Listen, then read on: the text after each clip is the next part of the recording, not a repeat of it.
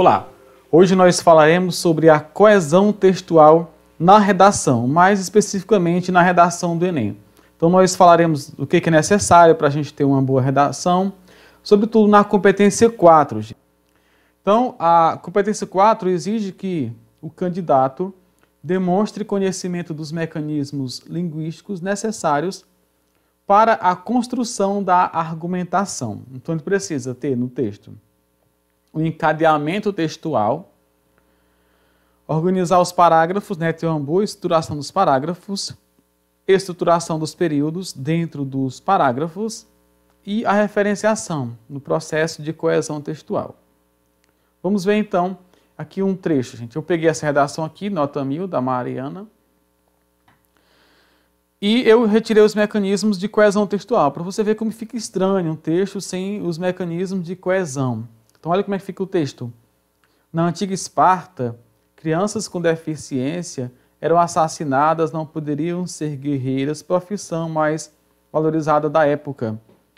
Não ocorre mais, há grandes dificuldades para garantir aos deficientes, em especial os surdos, o acesso à educação. O preconceito ainda existente na sociedade e a falta de atenção do Estado à questão. Então veja que, em certo momento, a partir daqui, por exemplo, o texto começa a perder o sentido porque estão faltando os elementos de coesão textual. Então você imagina aí onde que estão faltando esses elementos. Pense aí um pouco. Então aqui, gente, ó, os elementos faltam aqui, ó. Na antiga Esparta, crianças com deficiência eram assassinadas, aí precisa de um conector.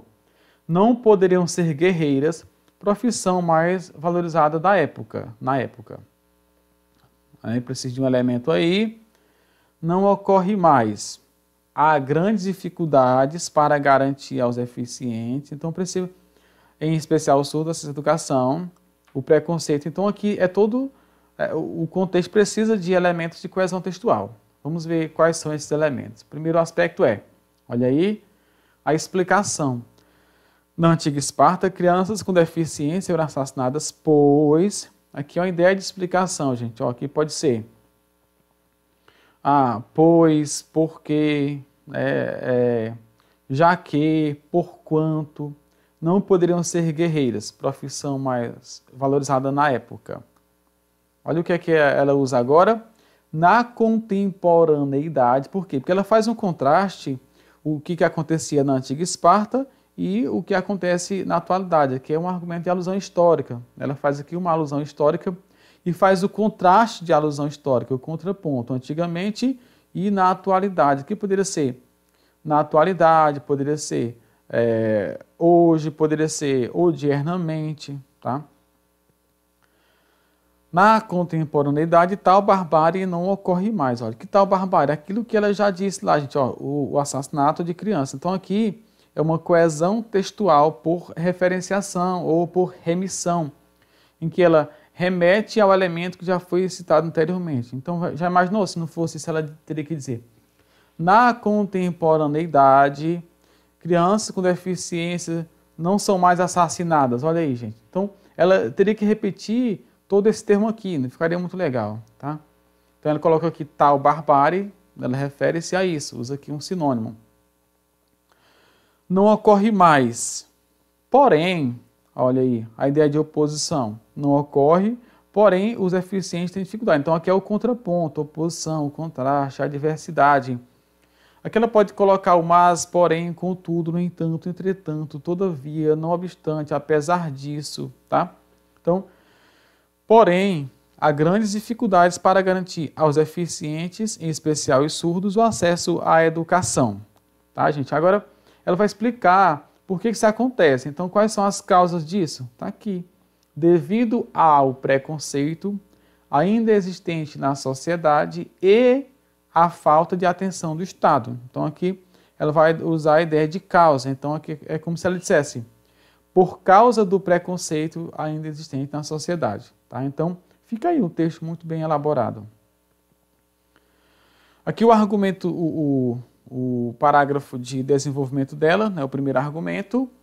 E aí eu destaquei aqui as conjunções, os conectores e os elementos de coesão textual para você perceber como é que isso se dá no texto, gente. Olha aí. Então vejamos. Inicialmente, o entrave é a mentalidade retrógrada de parte da população, que age, olha aí, gente, esse que retoma o termo parte da população, tá? Que é o pronome relativo. A população age, então a população age como se os deficientes auditivos fossem incapazes de estudar e, posteriormente, exercer uma profissão, tá? Só lembrando que esse inicialmente aqui não contrapõe esse posteriormente aqui, porque o inicialmente aqui é o que ela vai dizer no todo da redação, os dois argumentos dela, ou seja, o primeiro argumento é esse e o segundo vai ser o outro lá. Então aqui esse posteriormente aqui é um contraponto a essa parte aqui, ó, como se fosse consequência do fato de eles não poderem estudar, tá? De fato, ó gente, de fato é um elemento assim, bem legal, isso até a gramática nem tem nome, a gente chama às vezes de palavra denotativa, termo denotativo, mas tem uma função meio que adverbial, tá?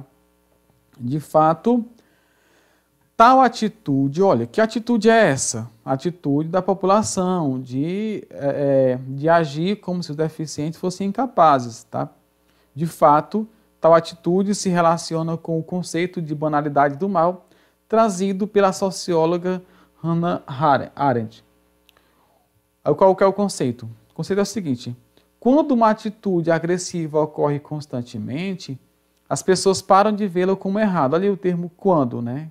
Um elemento de coesão textual num período composto por subordinação, em que a gente tem aqui a ideia de temporalidade, mas o quando, que é uma conjunção temporal, mas é bem provável que aqui esteja numa situação de condição, como se ela dissesse, se uma atitude agressiva ocorre constantemente, então aqui tanto eu posso entender como uma ideia de tempo, ou seja, de repetição, mas também como uma ideia de condição.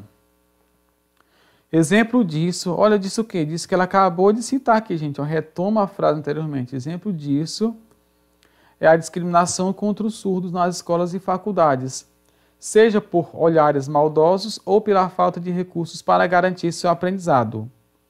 Nessa situação, a situação que ela retoma aqui, a coesão textual, por retomada, por referenciação, tá? Por remissão.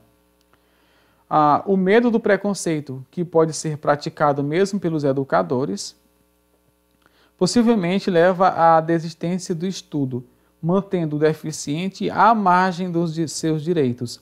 Fato que, olha aí, retoma, fato que, ou seja, qual que é o fato? Isso de os deficientes ficarem à margem dos seus direitos. É tão grave e excludente quanto os homicídios praticados em Esparta, apenas mais dissimulado. Então ela retoma aqui o que ela disse na introdução, gente.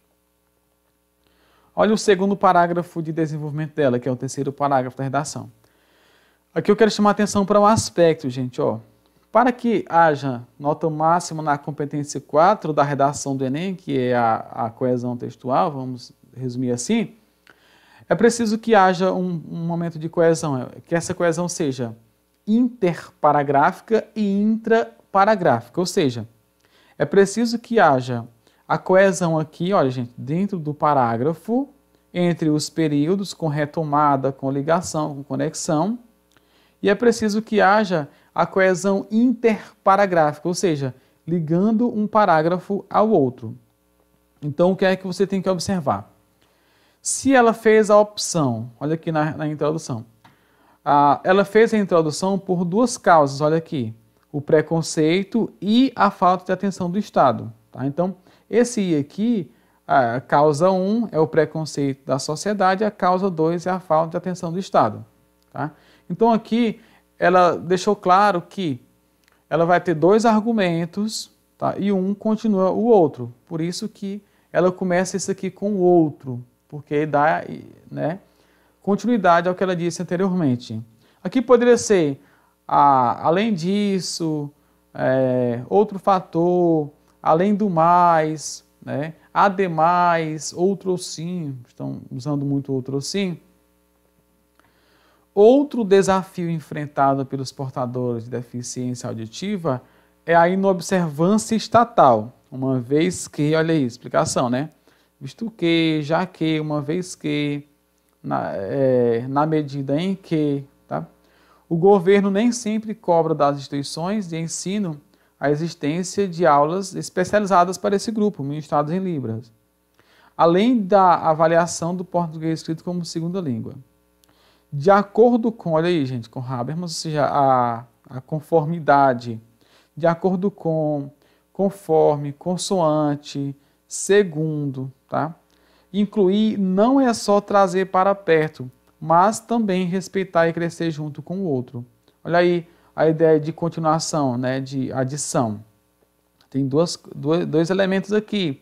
Incluir é trazer para perto e respeitar e crescer junto com o outro. Só que aí ela quer enfatizar um aspecto de respeitar e crescer, por isso que ela opta por essa construção correlativa, o não só como também, não só, mas também, tá? A frase do filósofo alemão, olha a retomada dela, né, Habermas. A frase do filósofo alemão mostra que, enquanto o Estado e a escola não garantirem direitos iguais na educação dos surdos, com respeito por parte dos professores e colegas, tal minoria, retoma de novo os surdos, né, ainda estará sofrendo práticas discriminatórias. E aí, a conclusão, tá?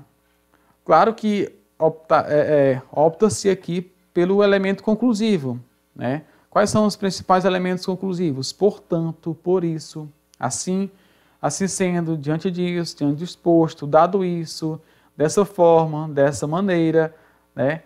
Nesse contexto, nesse aspecto, destarte, são, né, várias opções. E ela optou pelo destarte, que é uma conjunção não muito usada, mas que existe com sentido de conclusão. Então, destarte, para que as pessoas com deficiência na audição consigam acesso pleno ao sistema educacional, é preciso que o Ministério da Educação, em parceria com as instituições de ensino, promova cursos de Libras para professores, por meio de oficinas de especialização à noite, horário livre para a maioria dos profissionais, de maneira a garantir que as escolas e as universidades possam ter turmas para surdos, facilitando o acesso desse grupo ao estudo. Em adição, ou seja, além disso, além do mais, ademais, outro sim, né?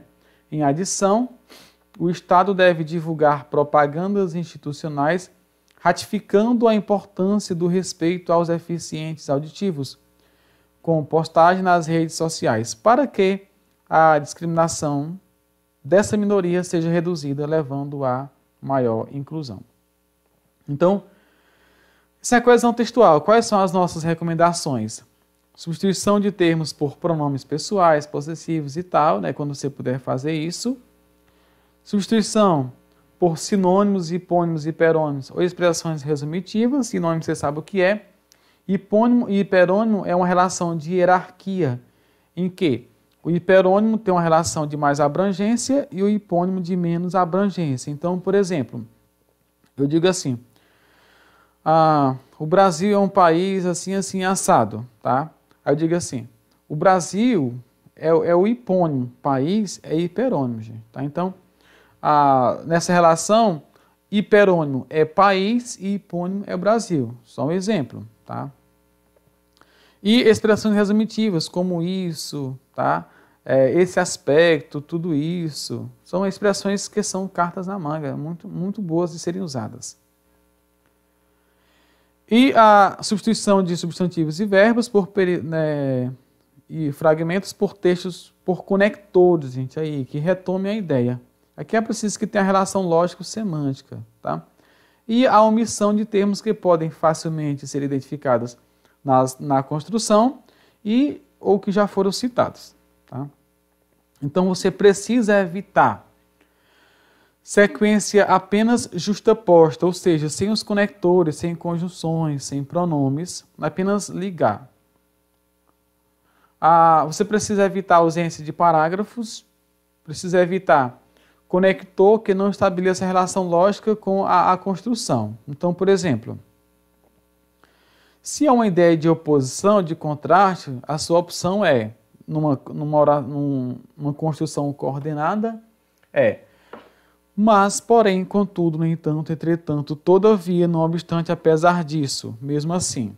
Tá? Se a sua ideia é uma ideia de conclusão, de lógica, portanto, por isso, assim, assim sendo, dessa forma, diante disso, diante do exposto, dado isso, tá? Destarte, dessarte.